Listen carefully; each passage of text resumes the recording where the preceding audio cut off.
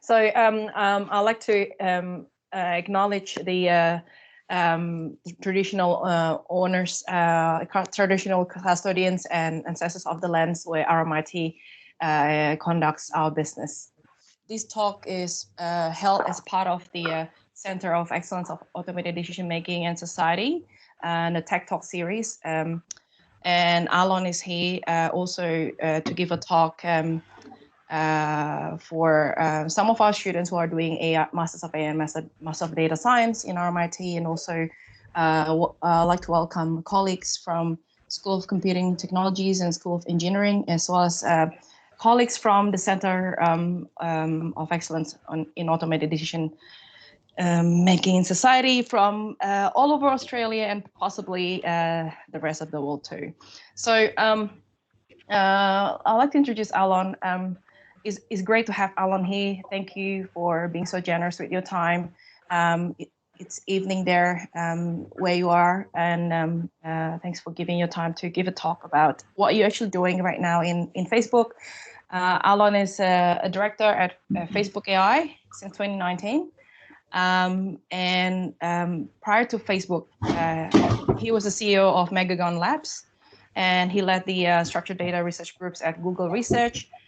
And he developed web tables and Google Fusion tables. And prior to that, he was a professor at University of Washington. So, Alon, go ahead. Okay. Well, thanks for having me. And I'm really sorry I can't be there in person. I want to start in the standard way one should start these talks. 10 years ago, I wrote a book about coffee culture around the world. And so I traveled to 30 different countries to drink coffee.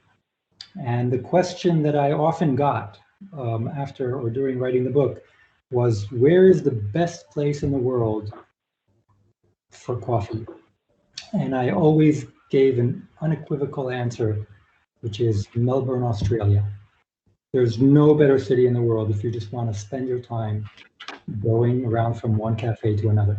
Now, the first time I gave a talk in Melbourne and said this, I got a standing ovation. So I would just assume that you're standing and ovating. But today we're going to talk about something related, which is preserving integrity in online social networks. And I say related because when coffee came onto the scene in the 15th and 16th century in Europe, we saw a lot of the same things that we're seeing today as social media is taking the world by storm. And let's go to the next slide. So I'm going to be talking about some of the. I'm going to give an overview of the field and some of the AI techniques that have been used to combat or to preserve integrity in online networks. If you actually want to see a much more detailed and careful presentation of this, there is a paper with the same title on arXiv, and there's a shorter version of it that will appear in the communications of the ACM before too long by the set of authors that you're seeing here. So let's go to the next slide. And I assume questions, I'm happy to take questions anytime. So we all know that social networks bring a lot of good to the world. The best way we know that is a story that we're told on the day that you joined Facebook, which is that there was one day when Facebook went down. I guess this was in 2014, and people in Los Angeles were calling 911 asking what happened to Facebook. And the head of police there had to tweet that Facebook going down is not a law enforcement issue, and they should just wait patiently and talk to each other without their iPhones. So clearly, social networks are doing something very, very important. But on the other hand, they also bring out, just like any technology, they bring out some less desirable aspects of humanity. So people use social networks in order to propagate hate speech and misinformation, to sell stuff they're not supposed to sell, bullying people, to show graphic violence, and any kind of violation that you can imagine. Humanity has used social networks to affect that. So the field of integrity, which is defined as the field of keeping people safe on social networks.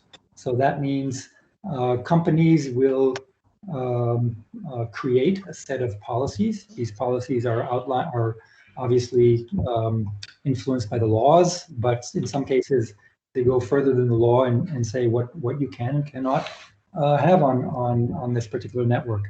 And then what the companies do is they set up systems and pipelines and workforces in order to enforce these policies. So that's the field of integrity. You should be able to come to a social network and not feel violated in any way. Next slide, please. I'm trying to do this here on my thing and it doesn't work. So why is this so hard? This won't come as a surprise. There is posts are coming at amazing rates onto social networks. The amount of content, the diversity of language, over 100 languages, the cultural nuances of what is deemed reasonable in one culture may not be reasonable in another. The kinds of violations that we see on social networks are, I'll give you soon a list of 50 of them. If you do a back of the envelope calculation of, well, can I just throw a bunch of people at the problem? The answer is, even under very, very conservative estimates, you need 12.5 million people per day looking at all the content and making sure that it doesn't violate the policies. And these people need to understand 100 languages, and you see where this is going. So, so AI is not a nice to have in this problem. AI is a necessary part of the solution. Without AI today, we would be there would be too much violated content on the network. Now, it's not like it's a simple problem to solve, even when you look at content. So the decisions that are being made are really difficult, and it's really boils down to keeping a balance between free expression, letting people say whatever they want to see, whatever they want to say, and enforcing certain rules. So as you can imagine, this is a very deep cultural balance that needs to be treaded. And this is, again, the fact that you're doing this in almost every country in the world doesn't make this any easier. Now, I'm going to be talking a lot about integrity that happens when you look at posts on social media, but integrity doesn't involve only posts. It can apply to accounts, having fake accounts or accounts that are trying to impersonate or just to act in bad ways. The violations can be in replies to posts, so people can initiate hate speech in replies to posts. It can be in messaging and point-to-point messaging between pairs of people, and that's even harder because the messaging applications are all going to be they either are or are going to be very soon end-to-end encrypted, which means you can't actually look at the content to decide whether something bad is happening. And ads as well. So ads are also a source of violations of community policies. So, I'm not going to talk. I'm not going to obviously be able to cover everything, but I'm going to try to cover the main trends and some of the challenges that arise in this problem. Now, obviously, I'm coming from Facebook, so a lot of what I'm saying is grounded in what we do at Facebook, but nothing of what I'm saying should be an endorsement of any technique by Facebook. If I would, I'd have to talk to many, many lawyers before I could say this in public. So I'm going to use Facebook as examples, but just in order to ground the conversation. Let's go to the next slide. So I'm going to spend quite a bit of time on defining the problem, because actually defining it is not trivial. And then I'm going to pose a framework for how we can start thinking about the many aspects of the problem and try to go through some of the latest techniques that have been used to address integrity. So let's start from the problem definition. Next slide. Great. So community policies is what Facebook or Twitter or YouTube or any other company, we publish a set of policies that say what is allowed and what is disallowed on the network. Now, this is just an excerpt from the Facebook community policies. But the point to notice about this is that it's really, really subtle. So, for example, there's a category of violence and criminal behavior. So you're not allowed to have a presence on Facebook if you are if you're representing an organization with a violent mission. You're not allowed to support individuals or organizations with violent missions, and you're not supposed to incite violence or to admit to violent activities. Okay, so that all sounds good.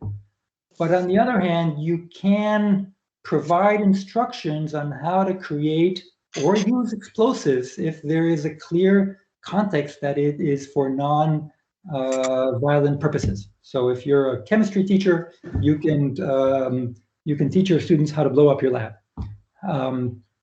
But so now you can see the subtlety here. So you can talk about fire, explosives in a very specific context, but not, in the vast majority of contexts that these are spoken. Or another example is you're not allowed to sell firearms. You're not allowed to sell drugs on Facebook, but you are allowed to talk about the policies that the laws that people set on whether guns or drugs should be allowed to be sold.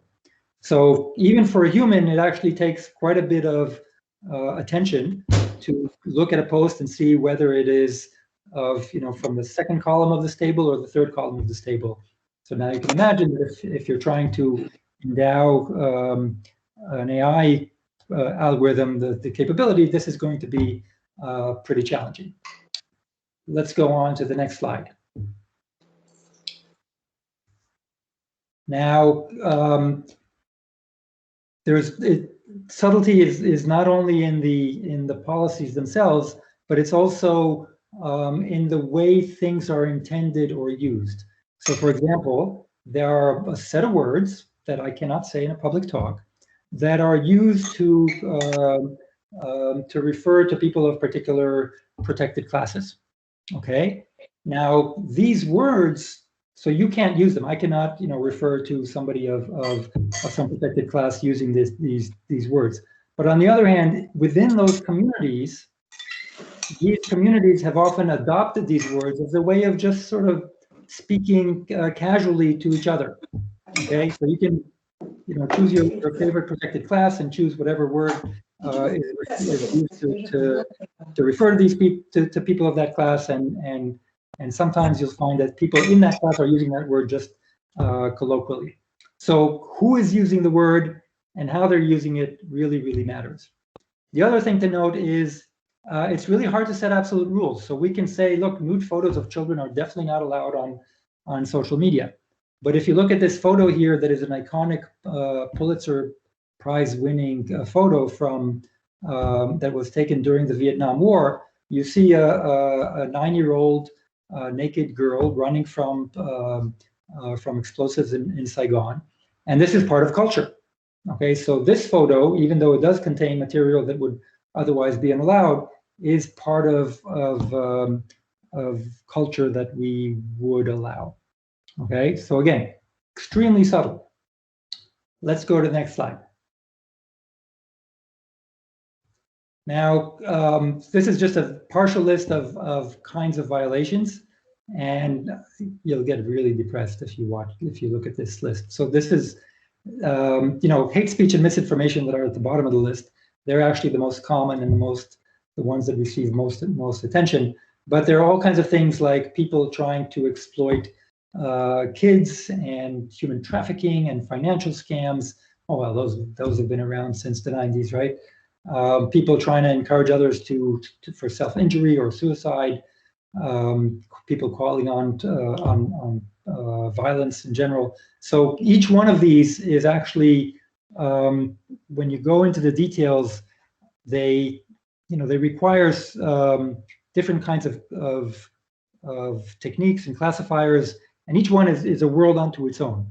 Okay, now these violations have been discovered over time as people started using social networks, and companies have set up teams in order to address these violations as they became prominent.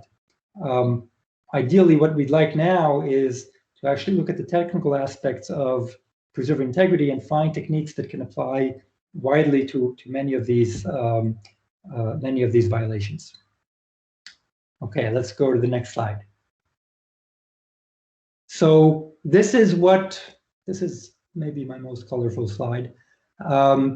This is what the enforcement pipeline looks like. Okay, so this is similar to a bunch of companies.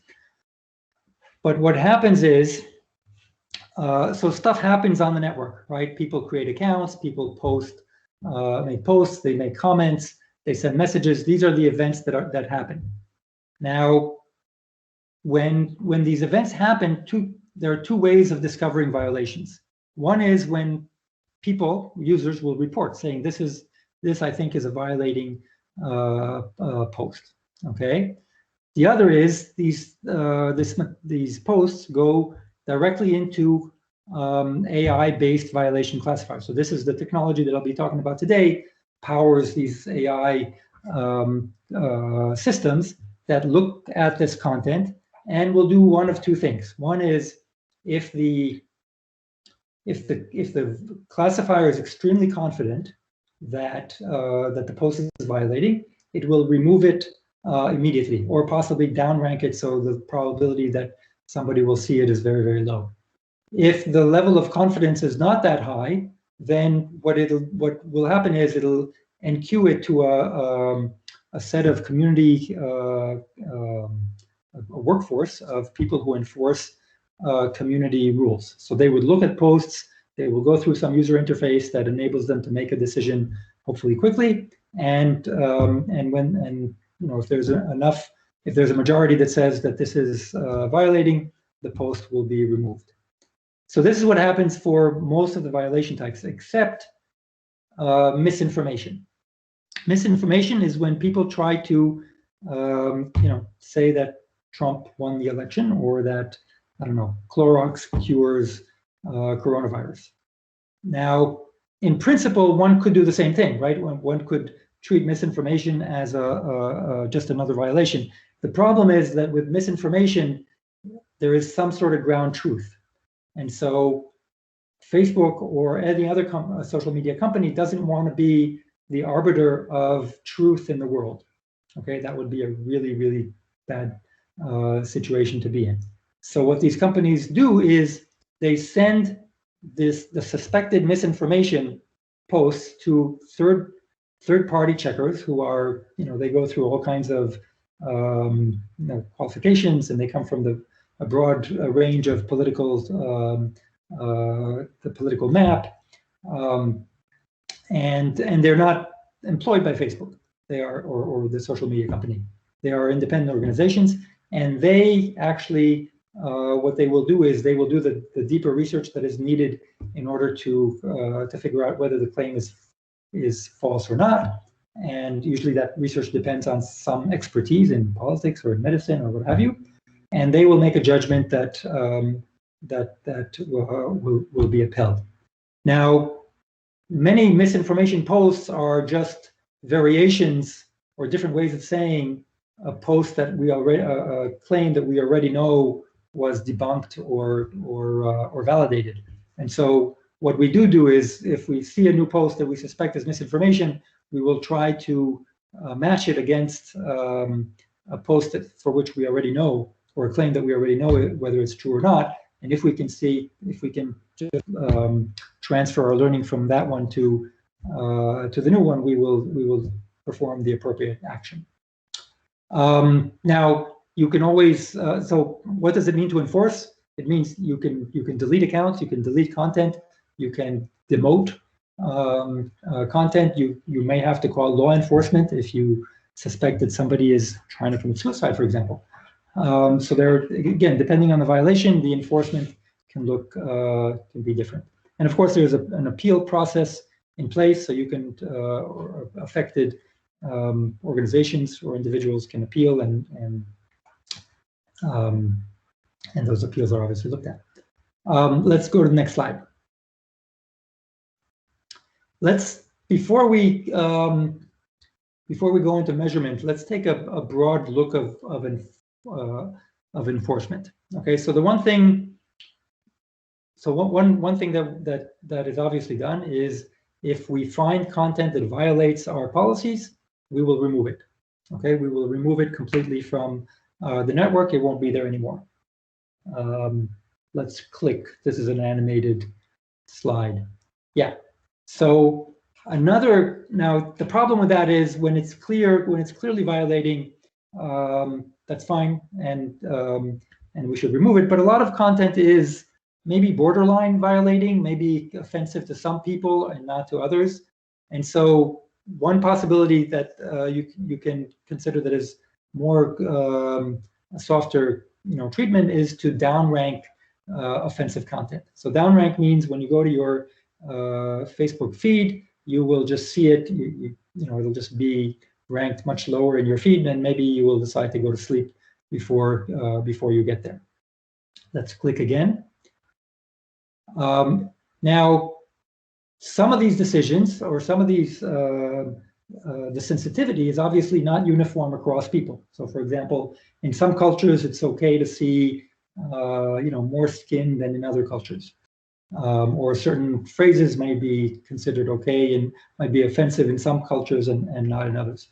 So another way of thinking about enforcement of integrity is to make this a very personal decision. And so since your feed is already personalized to your preferences, you can imagine that being the personalization of whether to downrank the content is also, the decision of whether to downrank the content is also a personal one.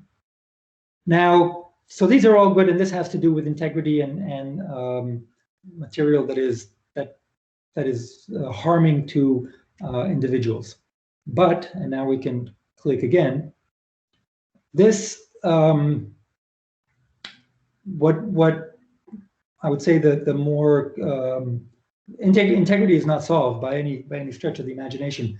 But what we're seeing is that a lot of the bad experiences that people are having on social networks are not so much because of clearly violating content. They're because the goals and the values that people have when they come to social networks are not necessarily aligned with the values or the ranking system of these recommendation systems. So the new buzzword, if you want, is it's called human value alignment. How do we align AI system, the values of an AI system, with the values of humans who are using this AI system? So social networks are one example, or I should say recommendation systems are where we see this problem quite a bit right now. But you can also imagine this with self-driving cars and any AI technology that is used.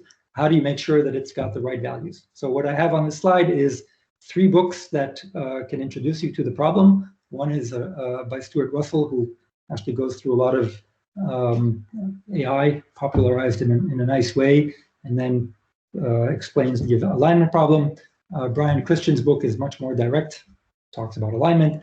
And if you want a beautiful book, just fiction, has nothing to do with well, it does have to do, but it's a beautiful example of where alignment does work well, and a beautiful novel that just came out earlier this year. So just the point of this is integrity is one aspect of human value alignment. Clearly, seeing violating content is something that would be against human values, and there's a lot of work on this in social media companies. Okay, next slide. So before we can actually talk about techniques, we need to talk about how we're going to measure success. Because if you can't measure progress, then you're not going to, it's hard to know what to do. And you thought measuring is going to be easy? No, it's complicated too. So essentially what you would like is you would like to measure the prevalence. So now we're looking at the problem of we have content that is violating our policies, right? How prevalent is that content in the platform as a whole? Okay, so so you can look at, so you can try to estimate what % of posts that are on the network are violating. Now that's hard to do because it's like measuring the recall of web search, right? You can't go through the entire web and see, okay, oh, I got everything out. So we take a sample and within that sample we look at what fraction of violating content there is. But that's not satisfying because not every post has the same visibility, right? You might have a post that is seen by 3 people and others that might be seen by millions of people, and so you want to weigh those differently. So people talk about prevalence of bad experiences. So you can think about what is the number of times that any user has seen a post. So if a post was seen by 1 million people, well, that counts for 1 million. That's better, but that also does not. That also doesn't completely satisfy what you really want, because some violations are very severe, and others are okay. So there was maybe a hint of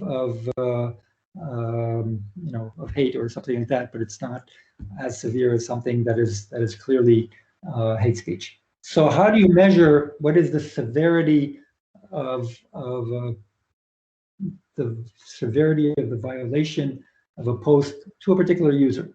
That problem is incredibly hard, and I don't think anybody knows how to do it yet. But that's, at the end of the day, that's what you want. And that also sort of ties back to the problem of human value alignment, because each person has their own sort of tolerance of certain kinds of values, and that's going to be a hard problem to figure out. So yeah, I'm just wondering, do you want to take question in the middle, or pull it all at the end? Ask me now, and I'll see if it's, ask me now. There's a question from Lynn. Lynn, do you want to ask that question directly? Yeah, sure. So when you talk about aligning the software with the values of the users, isn't there a risk that by aligning with the values of some users who maybe don't have very good values, e.g. far-right groups or something, that you end up propagating that kind of value system and material within those groups and strengthening those kind of values that you actually don't want around? That's a great question. There are several issues there. One is, when we look at values, we distinguish between values for an individual and values for society. So there's an open question, not open question. There's a question, okay, it's open, of whether when individual values or conflict with societal values, what should you do? Okay, again, this is a moral dilemma that is not new to social networks. There's also a question of should the social network let you get into extreme material or extreme groups. Now, we actually remove extreme groups, but still there's borderline stuff. So should we always give you exactly what you want, or should we protect you from in ways that may seem paternal to some individuals? So yeah, all the risks you're talking about are there, and Flora's just invited me to speak, so I might just add in a quick comment if that's all right. So, and thanks to Lynn for raising the question as well, and thanks for your response. I study hate speech, particularly hate speech directed at women, and I mean, I think I do agree with Lynn, and I think the key concern with target group members, particularly in the hate speech context, is not necessarily protecting them from seeing the material themselves, or just protecting them from seeing the material themselves, but it's about protecting target group members from others' behaviour related to other people seeing that content. And as far as it the framing of it as an individual values versus societal values dilemma. I guess I object to that slightly, because it's not so much a question of kind of moral value, but a question of material harm.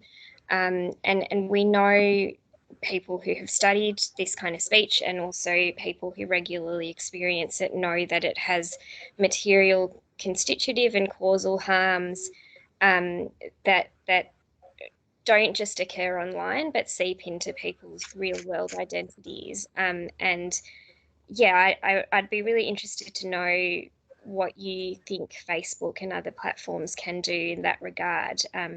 It's not so much about the individual user experience, but about protecting vulnerable groups from harm as a result of other people seeing this speech. Yeah, no, thank you for that question. Just to be very clear, hate speech towards women or any other protected group is not allowed on Facebook. So today, Facebook does the best it can to remove that content for anybody. So I hope I didn't give the impression that that's not the case. Okay.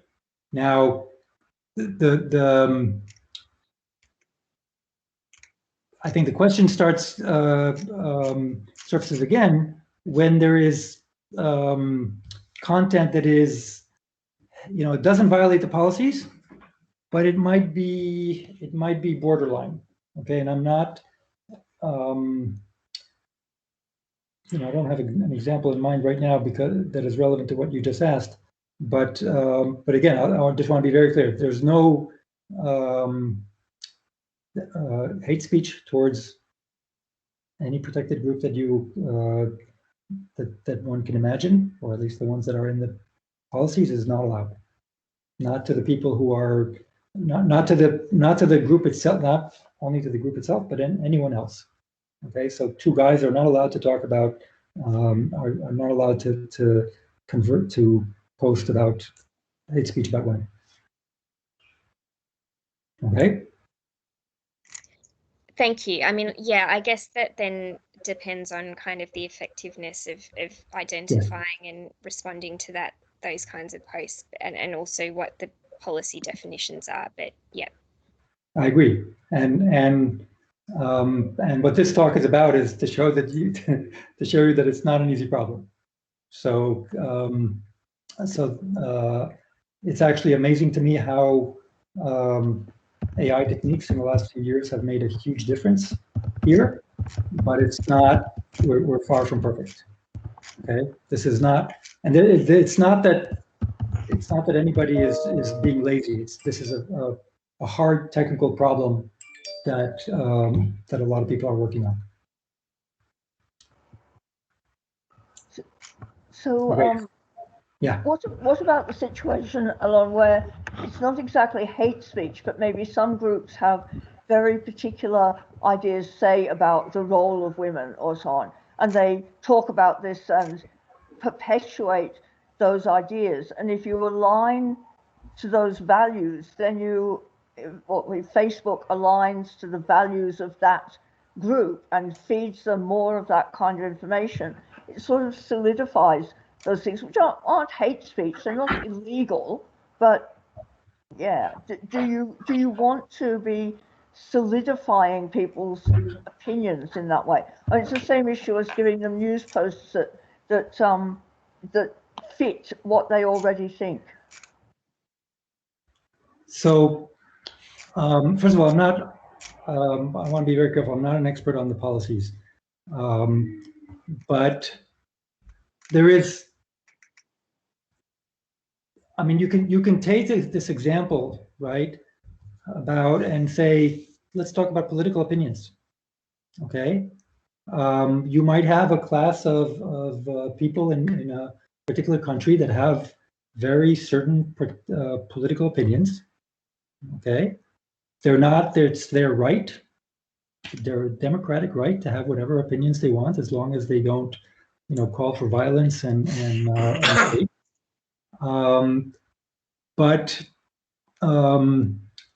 But they do have a right to express their opinions, okay, and share their opinions.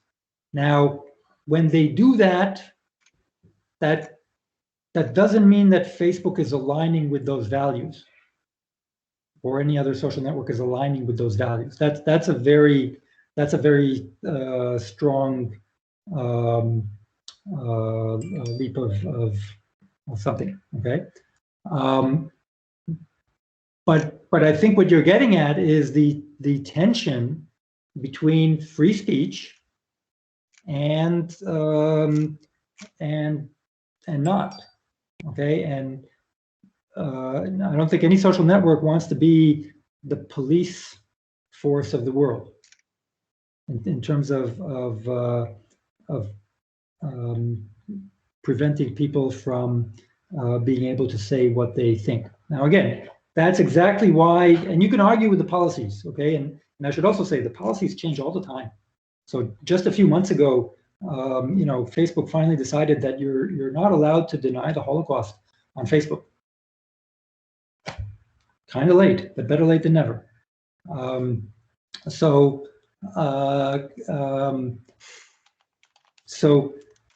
these policies are also very, very dynamic, and but it's a very careful balance between free speech and what you call a violation. It's not an easy, you know, it's just, you know, it's not an easy line to tread. These are issues that are constantly on leadership's mind here at Facebook and other companies as well. Thank you, Alan. Yeah. We let you to continue to talk. Okay. I didn't realize Lynn was here. Hi, Lynn. Hi, Alan. It's long, we go way back. Indeed, many years. Yes, wow. Okay, let's go to the next slide. Okay, let's go to the next slide again. So, and you can click twice, so we don't need the animation here. So what we want to do, so this is a talk about AI. Okay, I know it's much more fascinating to talk about the policies and the implications on society, and we do that all the time. But for the next while, let's focus on AI. And by the way, let me know when I should stop talking. I'm not quite sure when that is. So when we look from the technical perspective, now our problem is we've got a post, or we've got an ad, or we've got a comment on a post, and we need to figure out whether it's violating or not. There are three things, there's three sources of information that we can go on. There's stuff that happens before the post. So for example, who is the user that is, or the organization that is posting this? Do we know about certain events in the world that are going on that might be you know, relevant to this post? Are there any coordinated activities between multiple users, maybe bots that are coordinating some action here? So this is before the post. Then we have the post itself. In the post itself, we have the content, we have the language, the image, the video, and you know, everything that you can imagine extracting from the post. And after the post is made, we have the behavior that users exhibit. So so this can be the reactions, like the likes and the loves and the ha-has. It can be the reshares. It can be the actual comments that people write there. That can often give you a lot of the intended meaning behind the post. And you can see coordinated activities again. So you can see people who are, or organizations, sets of users that are trying to propagate the post in an artificial way in order for it to get more attention than it deserves. So I'm going to be talking mostly about the middle column here, the post itself. I'll touch a little bit upon the behavior later. So let's go to the next slide. So here, basically, here what we see is a tour de force of AI. Okay, so this is the latest techniques in natural language processing and computer vision are being applied to to try to detect violating posts. So broadly speaking, we have natural language processing. We know language is difficult, and we know that 100 languages is even harder. We have computer vision techniques that are doing amazing things today, and then they come together in multimodal or memes, or multimodal posts, where the text might be benign, the image might be benign, but when you actually put them together, it all of a sudden becomes hate speech, and I'll show you this in a second. Let's go to the next slide. So, this is probably pretty obvious to most of you. In natural language processing, so a lot of the information that you see in a post is what people write, the text in that post. Now, we've been very fortunate that in the past few years, the huge strides that the natural language processing community has made, basically with pre-trained language representations, has enabled us to identify violating posts with much higher accuracy. Now, the gist of this, for those of you who aren't experts in NLP, is that previous techniques in natural language processing were looking at words or at phrases. They were brittle. They didn't understand the sort of the context that these words were used in. The nice thing about these pre-trained representations is that they're actually much better at understanding the context in which a word or a phrase is being used. So you're actually able to make a much more accurate prediction of whether the particular use of a word or a phrase is violating or not. The other exciting area that happened here is multilingual translation. So yeah, you have plenty of training data for English, even with funny accents like you all have. But there are many languages that have very much less content on the internet, and therefore the systems that are trained, the machine learning systems that are trained with the available data are going to be weaker.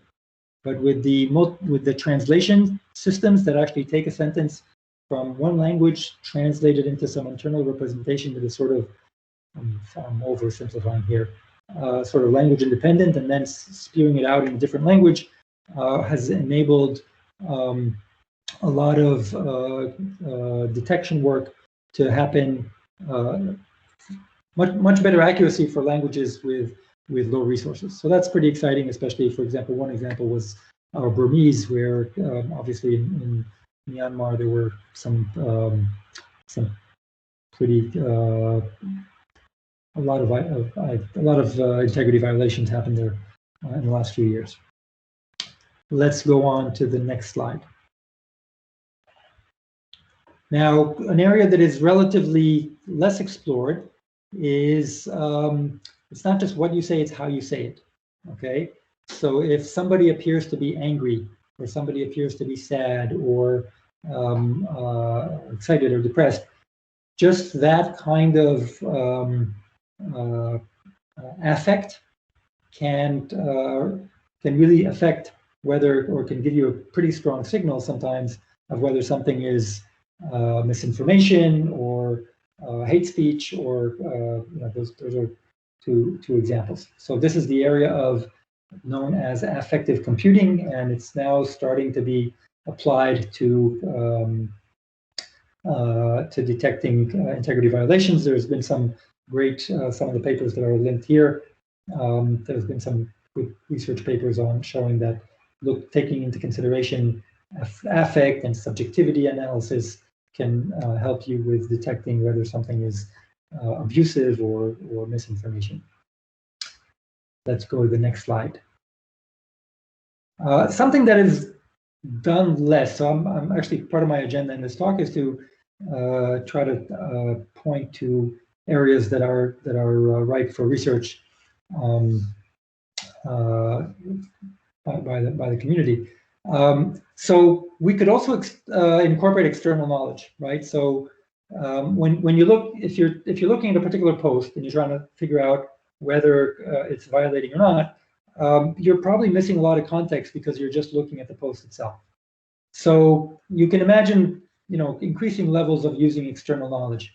One is you look at a post and you're trying to find some other post that you've already either removed or decided is fine, and see whether it's really, really similar to it. So it's not really external knowledge, but it's previous knowledge. And as I was saying, with misinformation, we do that, and that's actually a very powerful technique. Another thing you can do is you can try to actually extract so suppose you're talking about misinformation, you can actually look at a post and try to say, okay, what is the statement that this person is saying? And then you can check that against a database or a knowledge base of known factual knowledge, and if it doesn't match or if it contradicts it, then you say this is not good. That's nice, but the problem is that some of the claims, first of all, extracting the claim is not easy. That's a huge problem in itself. And the second is that a lot of these claims are sort of pretty complicated. So it doesn't just match one triple in a knowledge graph, which is makes these techniques a little less powerful. The third vision, which I would love to see someday happen, is all these posts are done in a particular context, right? A particular context of what we know about the world. Now, a lot of what we know about the world is very subjective, right? Group of people A hate group of people B, or they've been in conflict for the last 500 years, or these terms have been used to refer to people of this protected group. And we know that when you show a picture of this person, that creates a very strong negative emotional reaction in group B. Wouldn't it be nice if we actually had sort of this knowledge base of culture that is obviously subjective and not very pleasant to look at sometimes because it's a reflection of some bad stuff. But if we could create something like that we can bring to bear on integrity violation decisions, that would be very, very powerful. But that's, to me, that's a medium-term challenge. Okay, let's go on to the next slide. So we're talking about computer vision here. One of these pictures is of fried broccoli, and the other one is of marijuana. Now, the classifiers we have, this is from a couple of years ago, the classifiers we have at Facebook trained on the latest and greatest machine vision techniques are able to distinguish which one is which. If we were in a physical room together, I would take a straw vote, and half of you would be wrong as to which one is which. I gave a talk similar to this to teenagers a couple of weeks ago, and they were like, "Who cares? You should ban broccoli on social media too." I don't actually. I think the one on the left is the broccoli.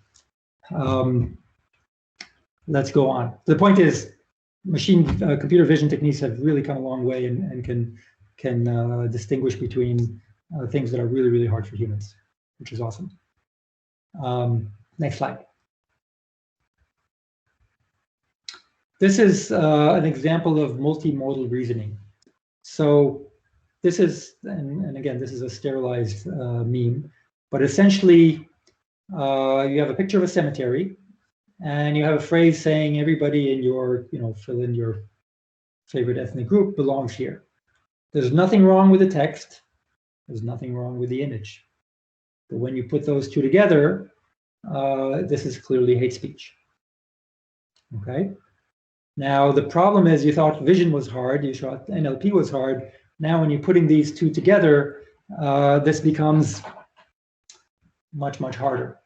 So the area of multimodal reasoning is, I wouldn't say in its infancy, but it's certainly way behind each of the individual technologies, component technologies, I should say.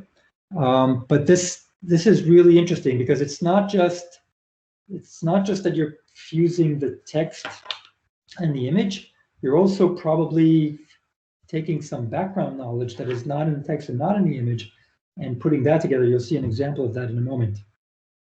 But this is really where, and you know, the sad, I don't know if it's sad.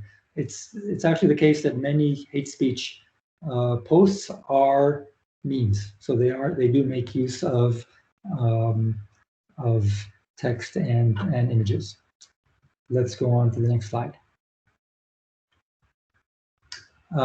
This is an example of, or I'm not expecting you to look at this, but what we've done at Facebook, we've built, one of the teams here has built a system called whole post integrity embeddings, which does two things. One is it looks at all the modalities together, okay? And the second thing is it looks at many violations together. So there is a total of something like 50 something violations.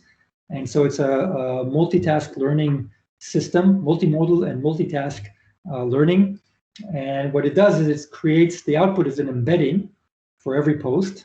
And that embedding is very informative about whether that post violates a particular policy or not. So this is, you can think of this as really taking all the techniques we have and putting them together into a representation of a post. And I think if you go to the next slide,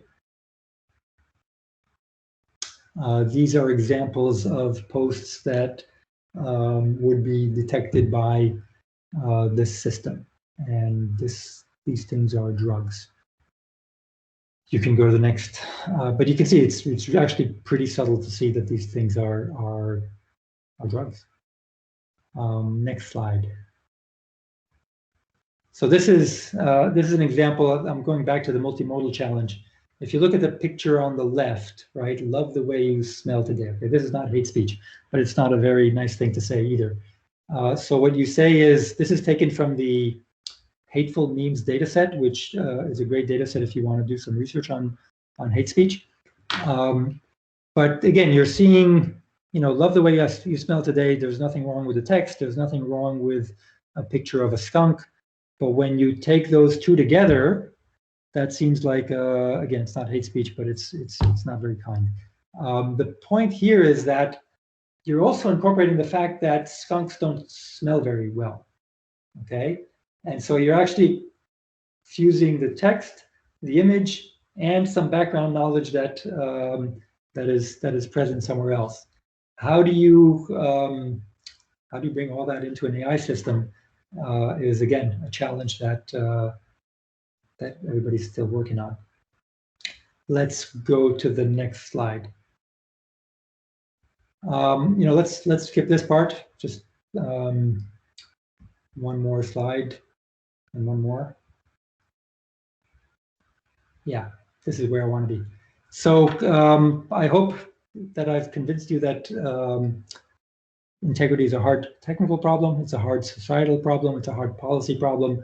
It's a hard problem. And currently in the work that I'm thinking about personally at Facebook is I'm trying to put integrity in the bigger context of aligning recommender systems and human values. There are a lot of other challenges that I didn't talk about today. One is, you know, privacy is all the rage, obviously, for good reasons on social networks and messaging. How do you protect users while still preserving their privacy? And privacy can be just you're not allowed to look at their data, but you're also not allowed to try to infer what ethnic group they might belong to. Okay. We have a human workforce who's looking at posts every day and making judgments about whether they're violating or not. That's not a very fun job. How do you do that? First of all, how do you make it efficient so you actually give them only the posts that are possibly violating? And how do you make sure that their well-being is not damaged during this unpleasant job? The other law or rule of integrity is it changes all the time. So we have new policies all the time. We have new things happening in the world. We have, you know, COVID, and we have, you know, misinformation about COVID, and all these things that are happening, and elections and what have you. So changes is the rule of the lay of the land. It's happening all the time. But the good news is, you know, we're using, if you're looking at it from the perspective of AI, especially if you've been in AI for a long time, it's inspiring to see that AI is is playing a huge critical role in solving or partly addressing a societal problem. And maybe this can give us inspiration for other societal problems where AI can play a role as well. So I'll leave you with that parting thought. Thank you. Great, thank you so much. So lots of applause. Just wondering if anyone have a question. Ariadna. Yeah, can you hear me? I can. All right, cool. Yeah, I have two questions regarding Facebook's current approaches to humor. So a bit more about the work that you guys are doing with image memes. This is like my first question would be, so in the example that you gave with this image meme that say, love the way you smell today. So there's the complexity of the text and the image. I was wondering how your automated approaches work with also the post that works with the image meme. So we have the image, we have the text superimposed in the image, but also the hate speech that could be perceived when we read the image meme with the post, with the written post on Facebook. So I wonder, how do you work with this extra layer of complexity? And my second question is regarding also your approaches to satire. So I know that there are some automated approaches that look at satire from the vantage point of truth and misinformation. So I don't know, you would just label the Onion's post as satirical. But I wonder, how do you approach satire as a social commentary that can be harmful? And especially with regards to voice and live videos and this kind of ironic jokes that work to undermine vulnerable communities. So yeah, that's my two questions. Yeah. Let me start from the second one. All right. That's a really good question. In fact, I think there was some analysis that showed that a lot of the errors in misinformation, or a lot of the places where misinformation and satire often look very similar. Okay, and so actually trying to identify satire is a hard problem that people are working on. But your question is actually deeper, which is, hold it, some satire is could be considered harmful. Hateful. Yeah, harmful. Yeah. And that's a really difficult problem. Now I don't have a great answer for that. So the place where this would be resolved, and I say resolved in quotes, is in the policy, the way the policies are phrased. Okay, so I don't think that. I think that if you can show that the post is hateful, then even if it's funny, that doesn't help you. Okay, but don't quote me on this. But this is a much deeper issue, right? I mean, the thing is, there are a lot of jokes, right? I mean, going back to grade school, right? There are a lot of jokes about different populations that they're funny because they are about that population, right? I mean, I don't have to give you examples and embarrass myself in front of all of you. And I think that's, I don't know that there is a simple way of resolving that in general. No, it isn't. But that's like, the question would be that I think that, so let me rephrase it. So there's no automated response to this at the moment, I guess, for these more complex cases. So it would be rather at the policy level, or if users appeal this kind of content to the oversight board. Well, So, they don't or is the there oversight like, board. or do you They have can a appeal this team? to Facebook. Sorry? The appeals first go to Facebook itself. The oversight board is like the Supreme Court, not a Supreme Court, but it's a different body. So the vast majority of appeals go to the Facebook itself. So maybe Facebook, if it, they will look at, Facebook will look at the appeal and compare it against the policy, and if the classifier or the humans were wrong, it will reverse the decision. Yeah. Okay. Yeah. So my question would be then, if you have someone working on these issues now within this, like your department of like identifying this with some sort of automation, that would be like my question for these difficult cases. Or if it's something that you would say, well, this is really difficult to automate, so we don't have any team working on these issues. I don't exactly know everything that's going on, so I can't tell you whether somebody's working on it or not. I just know that this has been it's been pointed out through some investigations that this is actually a major issue. So, and it's not surprising, right? That that misinformation or hate speech and humor are often ambiguous. The cases that they looked at were pretty clear on which side they fell. But I mean, even if you look at even if you look at something from The Onion is an American website that is a satire site. It's got a political leaning, right? So it's clear that it has a political leaning. So and in fact, many satire sites do. So do you disallow them? Yeah, I mean, there's no simple answer. Yeah. There are two hands. So, Danoa, do you want to raise a question? Thanks, Aaron. Really interesting talk, and it's a very complex problem, it's definitely. So my question is on information presentation and user engagement strategies that you could use once you detect particular content is borderline or is it misinformation, let's say. There's a bit of work around like credibility indicators and also nudging users to think about accuracy, etc.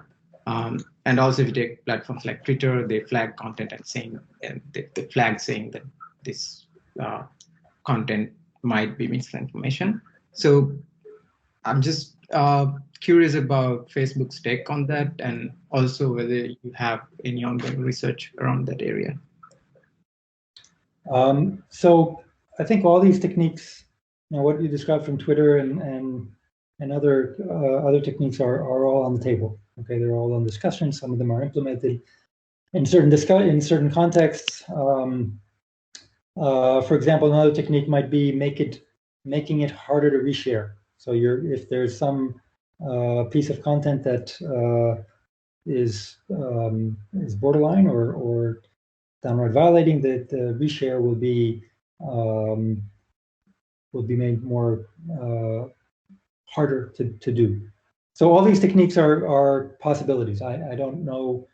I can't speak for the current state of which ones are being planned or under investigation, and they're not always very easy to implement as well. Some of the stuff that Facebook has done around COVID information, for example, if you have a COVID-related post, you will see immediately a post after that has information, authoritative information about COVID.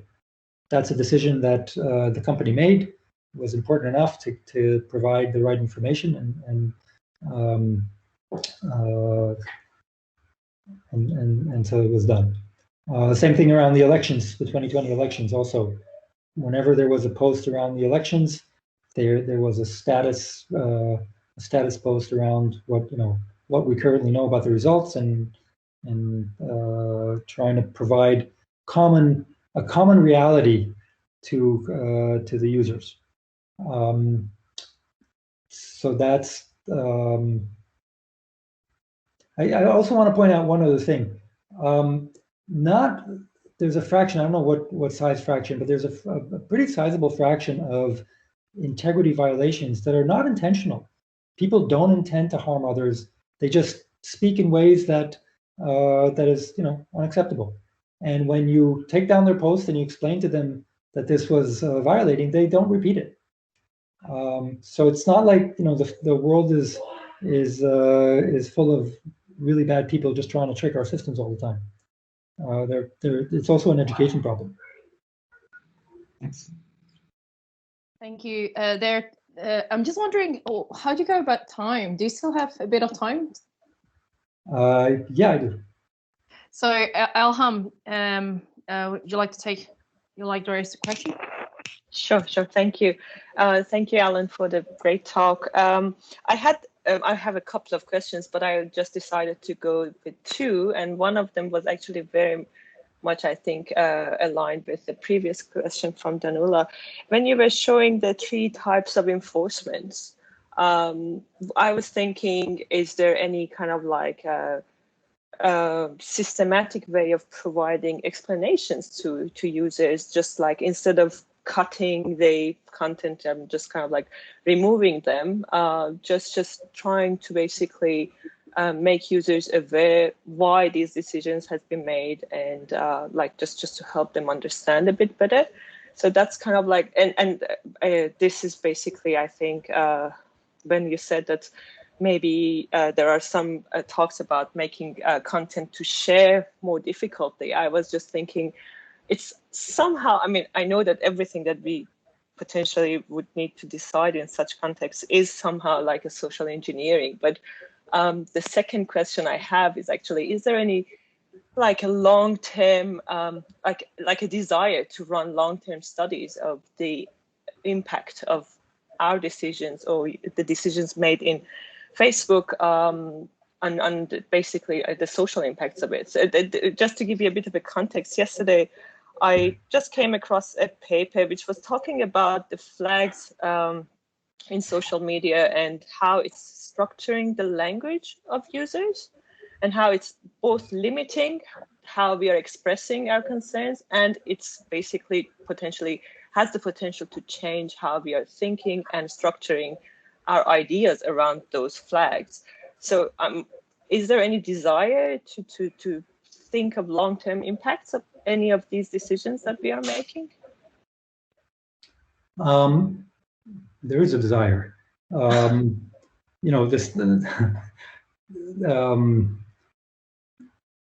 Obviously, there's a concern. There's a concern in the media. There's a concern among people around the world about the effects of social media.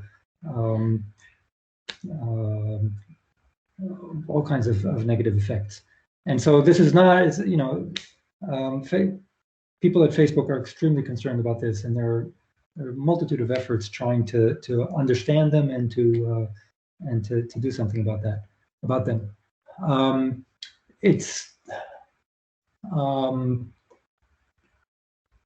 To answer your question about explainability, so at the bottom, at the fundamental level, right, is a lot of these systems that are doing the classification are deep learning systems, which means that by and large you don't exactly know what's going on there. Now, that's only part of the story, right? When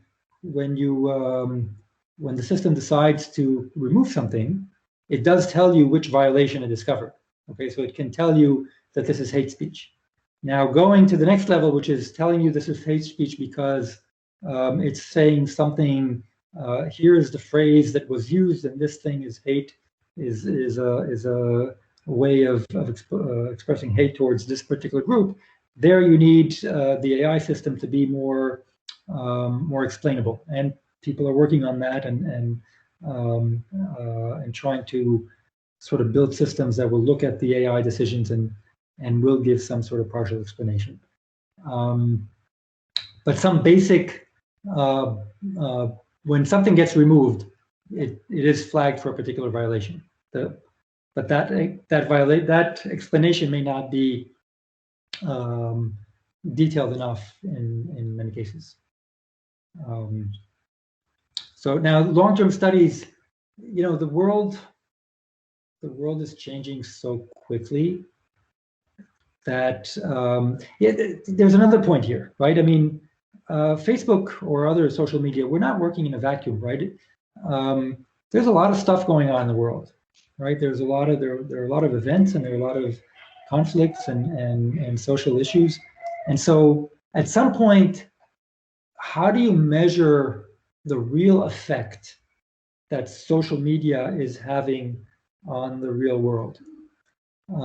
It's having some effect. In some cases it's minor, in some cases it's bigger, but actually figuring out what is the real effect on the world is a tremendously hard problem, right? Because you spend, you know, even if you're an avid Facebook user, you might be spending, I don't know, some number of minutes on Facebook per day. You've got the other parts of your day and the other, you know, people who are affecting your mood and your thoughts and your other media that you're looking at. So how do you do the credit assignment or credit disassignment or blame assignment or whatever you want to call it?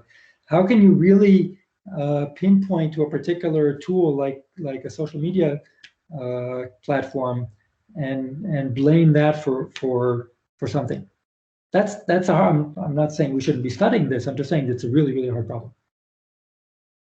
Great. I think there's one final question from Mark Andrejevic from Monash.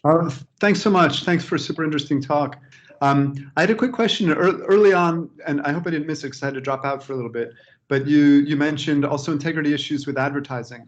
And I know that Facebook has had some issues and actually had to pay a fine for allowing certain types of advertising. And I'm wondering if you could talk about what integrity initiatives are underway in terms of advertising. And also, there were some external efforts. I think it was ProPublica that did some of the work on kind of pointing out that that ads could be targeted on protected categories for housing and jobs and so on.